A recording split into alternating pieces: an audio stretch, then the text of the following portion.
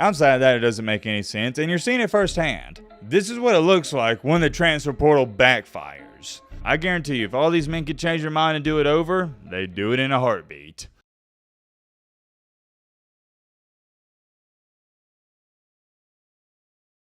Ladies and gentlemen, boys and girls, hope all of you having a great and fantastic Thursday. If not, hope this video can make it a little bit better. And take a look at this comment. This is coming from Adidas555. He writes, watching this during the hurricane, got no power, just my phone battery. And I don't know if it's just me, but when I read that, I just immediately thought of a guy sitting on his roof. There's 10 to 15 storm surge all around his house, and he's watching a YouTube video. Obviously, that probably was not happening, or at least I hope it wasn't happening, but I tell you what, that's a dedicated viewer. Shout out to you. Like he said, my man's got no power, so he's quite literally using the last little bit of phone percentage he has left, or battery percentage he has left, that's the better way of saying it, to support the channel. Greatly appreciate that, but that's besides the point. What we're here to talk about in today's video is no other than the transfer portal, but this time we're here to talk about when the transfer portal backfires. You see, your boy Matt's been paying attention to something very closely the past couple of months. And that is no other than not one, not two, not three, not four, but 5 former Alabama players they transferred to Florida State. Yes, a good old cinnamon rolls, and at first glance, it didn't seem that bad. I remember when all these individuals, and by the way, I was wishing them best of luck, but I vividly remember people saying when they left Alabama, oh yeah, Mike Norvell's doing a heck of a job stealing all these Alabama recruits, Alabama's falling apart, and yada yada yada. Y'all remember what happened when Saban retired. And let me remind you, these were not no scrub-a-dub-dubs. These weren't backups. These were starters on the Alabama football team. One of them was wide receiver Malik Benson, and before he committed and signed with Alabama, he was the #1 JUCO wide receiver in the nation. He left Bama. Then, one of Alabama's better running backs last year, Roydell Williams,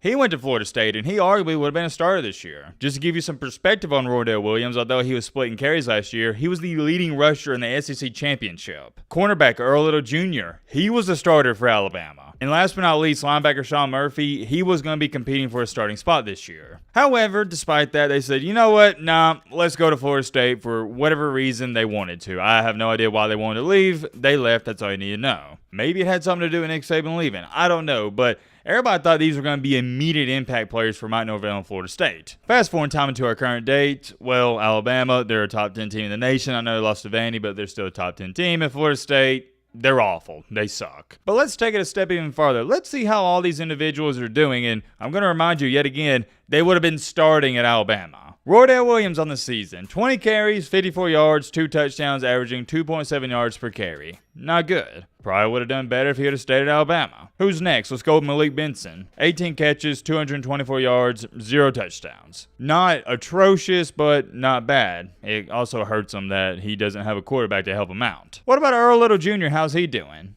2 solo tackles. That's it. And Sean Murphy hasn't even played for Florida State this year. At Alabama, he played in 18 games in 2 years. 18 games. At Florida State, hasn't even played. And oh yeah, you can't forget to mention former Alabama wide receiver Christian Leary, who transferred to Georgia Tech. He has already entered the portal. Yeah, that's right, you heard me correctly. Halfway through the season, he's out. And I'm not bringing this up because it's an Alabama thing. No. It just so happened that you had 6 Alabama players transfer and it's not working out for them. It's a big coincidence, but I also believe it's a big learning lesson. These 6 players that left Alabama, and this is just these 6 guys. I can pick on some more.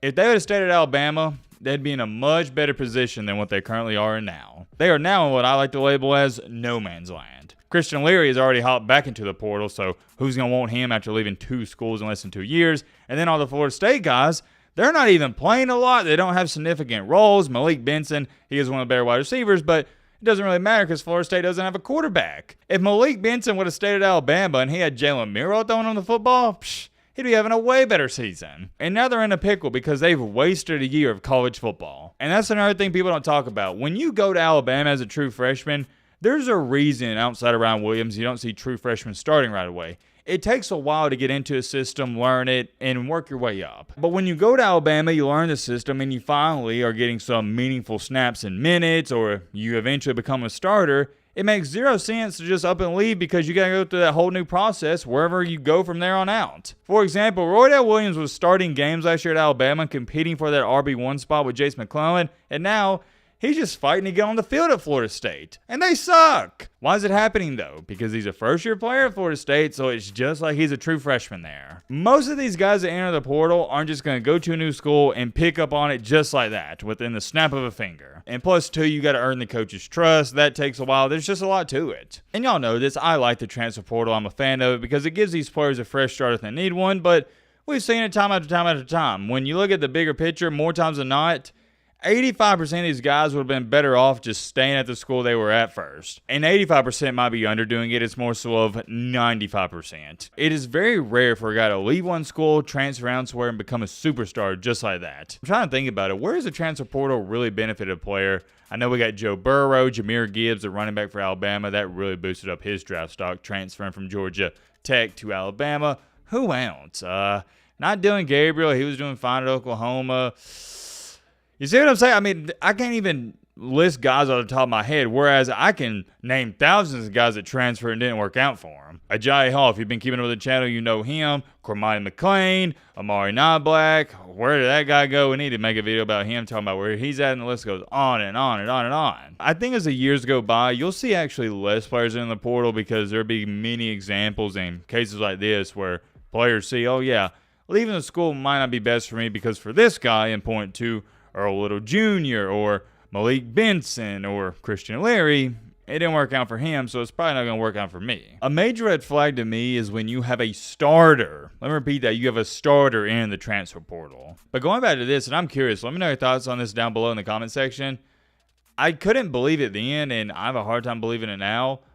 Why did these young men believe going to Florida State was going to be better for them? It's not like you're leaving Georgia State to go to Alabama for a better opportunity, or like I said with Jahmyr Gibbs, it's not like you're leaving Georgia Tech to go to Alabama so you can increase your draft stock. That's different. With this, you went from a top-tier program in Alabama to Florida freaking State. What sense did that make? Seriously, and remember, it's not a playing time issue. I can understand it if you're leaving Alabama because you're not playing. No, these guys were starters. The only thing I can conclude is I guess they thought Florida State was going to be a super serious, legit team this year, and they was going to go 11-1 and 12-0. Outside of that, it doesn't make any sense, and you're seeing it firsthand. This is what it looks like when the transfer portal backfires. I guarantee you, if all these men could change their mind and do it over, they'd do it in a heartbeat. They would love to return to Alabama because look where they're at. They're at Florida State. I mean, it's a crap show. And not only does your team suck, but you are hurting your draft stock significantly. And by the way, I just not thought about this.